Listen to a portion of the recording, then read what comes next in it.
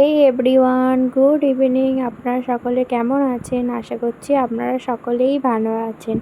কি আপনাদের দেখাবো বলুন তো? রোজ রোজ কন্টেন্ট খুঁজে পাই না, তো আমি যে কাজগুলো করি ওগুলোই ভাবি দেখাবো, তো ভুলেও যাই ক্যামেরা অন করতে।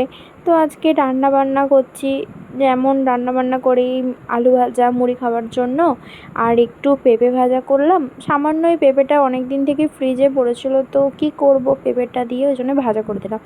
আর আজকে বাড়িতে হচ্ছে ইলিশ মাছ, তো ইলিশ মাছের ভাজা তেলটা তুলে রেখেছি, একটু ভাত দিয়ে গরম ভাত দিয়ে খেতে খুবই ভালো লাগে, আর তার সাথে আলু মাখা করেছি, আর হবে ইলিশ মাছের ঝাল। তো ইলিশ মাছের ঝালটা খুব সিম্পলভাবে করি আমি, সর্ষে আর হলুদ দিয়ে দিই, একটু কষে নিয়ে মাছটা এবার জল দিয়ে মাছগুলো দিয়ে দিচ্ছিলাম, আর নামানোর সময় একটু কাঁচা সর্ষের তেল দিয়ে নামিয়েছিলাম। আজকে একটু আমার ঝোল ঝোল হয়ে গিয়েছিলো, ইলিশ মাছের ঝালটা খুব তাড়াতাড়ি করছিলো বল ভাত খাবে বলে। তো অন্য যখন করি অতটা ঝোল করি না, কিন্তু ইলিশ মাছের ঝালে অল্প সামান্য একটু ঝোল রাখলে খেতে টেস্টি হয়।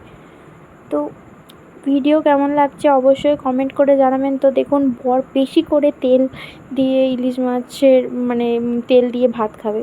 তো যাই হোক, ভিডিও ভালো লাগলে অবশ্যই লাইক করে দেবেন। ধন্যবাদ।